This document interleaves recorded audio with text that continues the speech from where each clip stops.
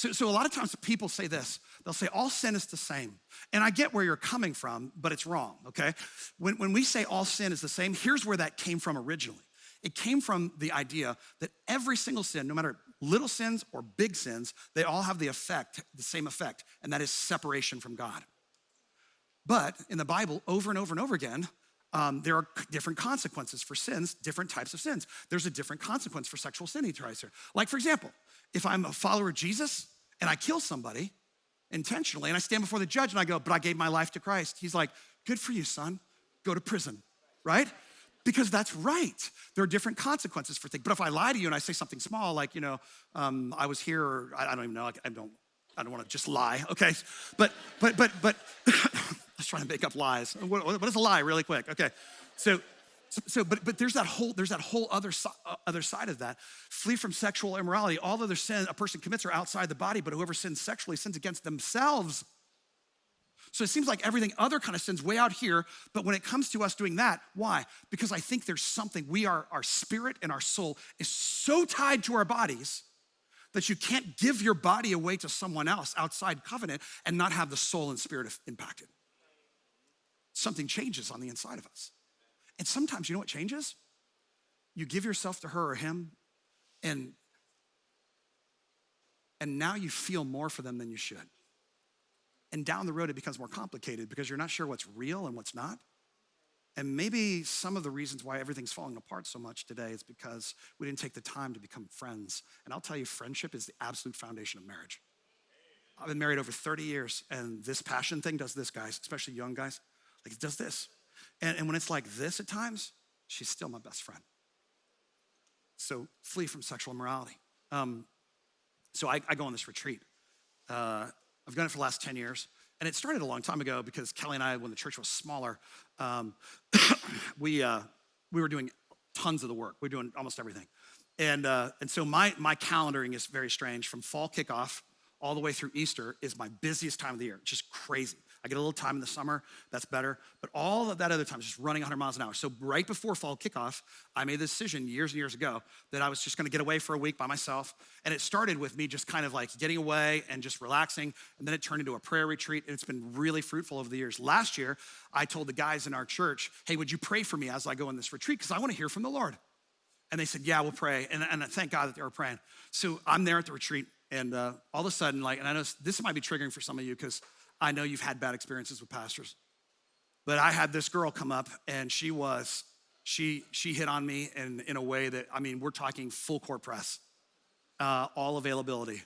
And it just freaked me out so much that I left the retreat and I fled and I just went home, and it was like 7 days early. And I just left it. We are one decision away from destroying everything. And I know some of you have been with pastors who've done that. And I tell you, one of the things I think was really important for me on that retreat was that I had a bunch of men behind the scenes praying for me. Listen, if the spiritual is connected to the soul, which is connected to the body, your prayers for our pastors are absolutely necessary for our moral stance. A praying church is a powerful church.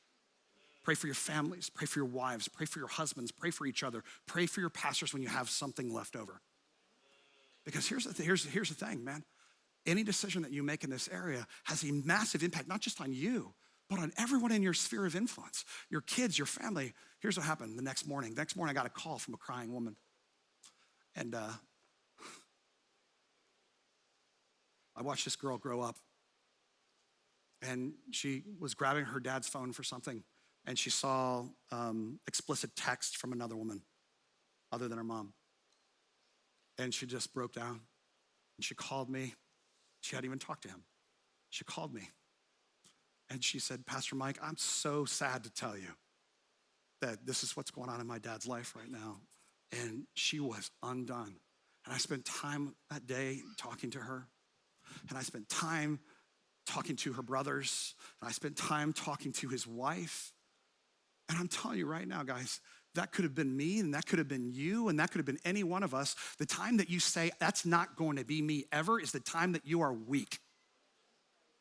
We have to be committed.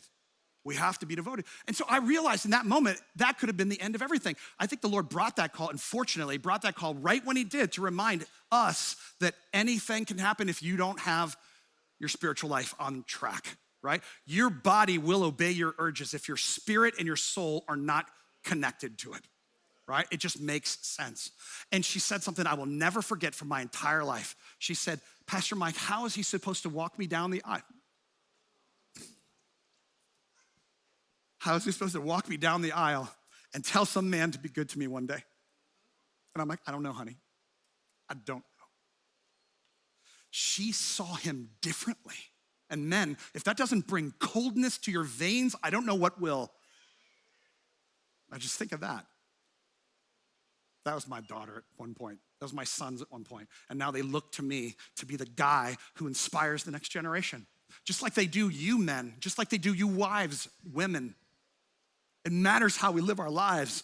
So when you're in this situation, because no one slips into an affair. No one does. We flee from sexual immorality. We don't negotiate with it. We don't conversate with it. We don't do any of that. We step and we run. It's what we do. Because all other sins, they're just out here. They have impacts out here. But when you sin against the body, we sin sexually against ourselves, we sin against our very own body.